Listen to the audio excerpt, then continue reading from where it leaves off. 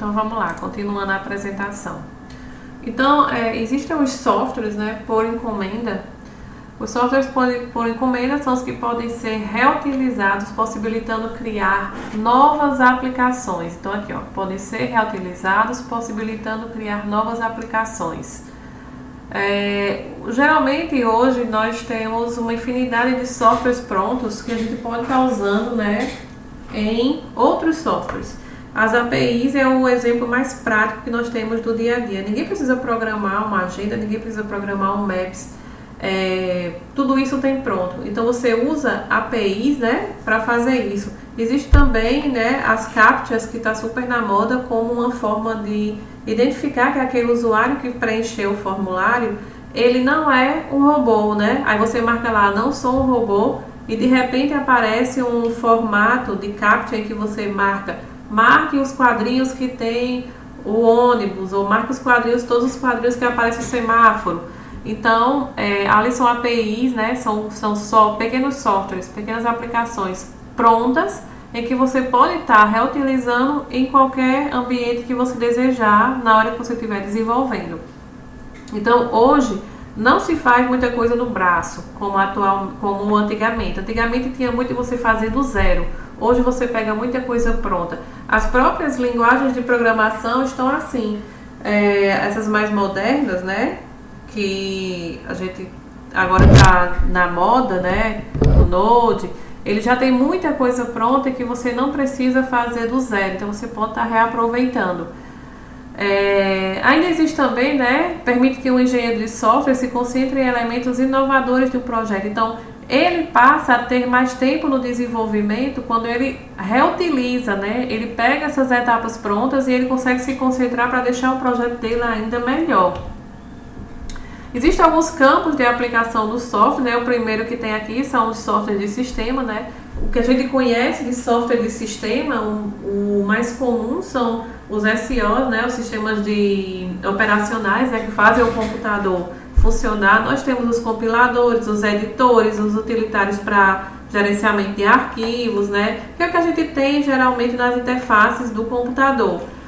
Os drivers, né, de instalação, que hoje é uma coisa muito mais simples do que antigamente. Antigamente tinha um CD, hoje está tudo liberado. Software de rede, processador de telecomunicação. Então, vamos dizer assim, o software de sistema é a parte mais dura, né, que eu posso dizer assim, mais rígida que a gente tem da aplicação, que é o que já vem geralmente no seu computador quando você compra.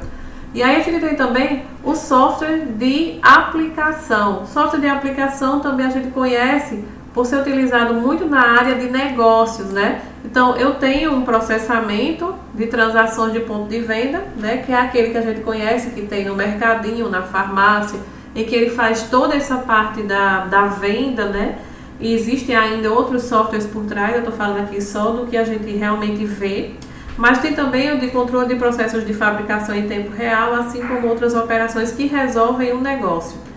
Nós temos também os softwares científicos, né, de engenharia, que são os que utilizam, né, os algoritmos Number Crunch para processamento numérico pesado. Então, ele é muito utilizado na astronomia, né, na biologia molecular, ele é utilizado na vulcanologia, nessas coisas mais complexas, né? Nesses ambientes mais complexos e que exigem um alto poder computacional. Então, ele exige cálculos mais pesados e aí existem softwares que auxiliam isso, que faz também previsões. É muito comum a gente ver em alguns países, né, que tem terremotos, a utilização desses softwares. Então, ele consegue prever quando que vai ter um terremoto, quando que vai ter um tsunami, a partir de softwares que fazem esse controle.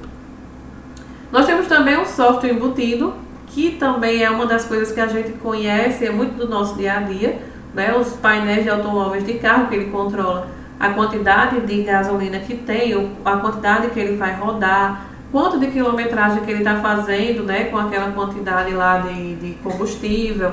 Nós temos os painéis de micro-ondas, né? Que também tem software embutido, ele calcula tempo de aquecer, ele calcula por gramas, né? Tem várias coisas lá dentro do software também para micro-ondas.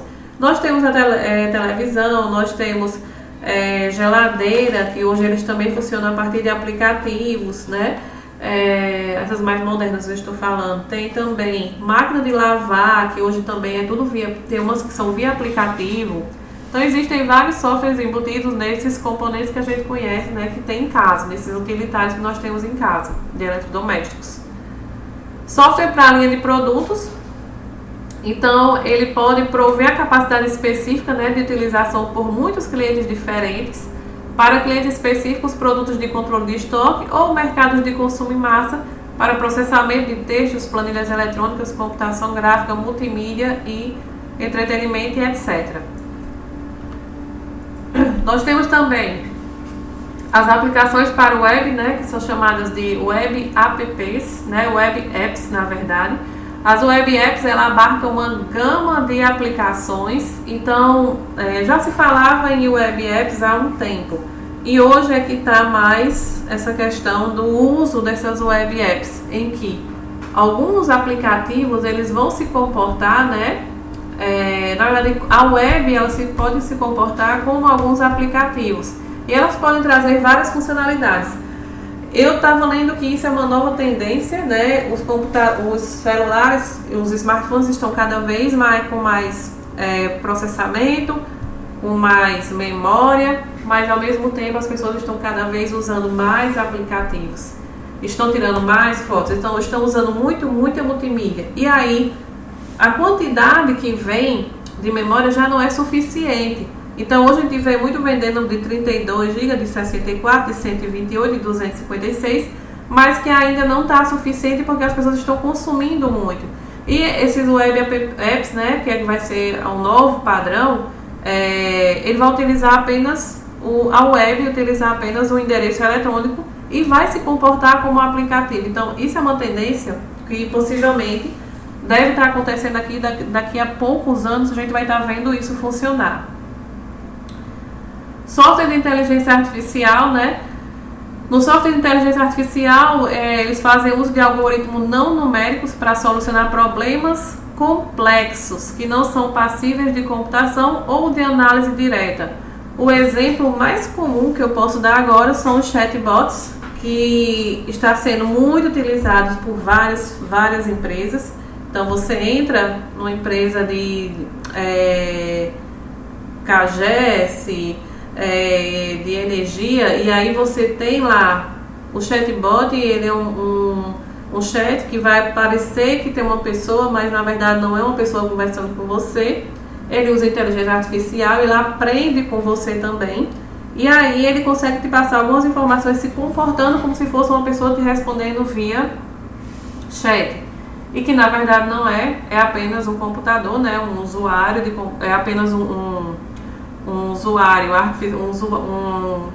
é apenas um aplicativo que está te fazendo, que está te trazendo respostas. Então o chatbots hoje ele é uma das formas mais normais que você vai ver dentro de aplicações, dentro da web, com essas informações. Então ele utiliza muito também, ele pode utilizar, a inteligência artificial ele pode usar também o reconhecimento de padrões, né?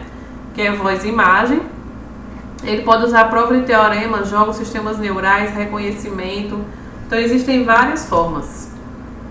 Nós temos também a computação mundial aberta, que é o que a gente conhece, né, que são as redes, os dispositivos móveis, e que consegue fazer esse compartilhamento de informação através das redes sem fio, né, com a computação distribuída e pervasiva, né, que são essa computação em que ela é aberta, compartilhada e incorporada para vários ambientes domésticos e comerciais.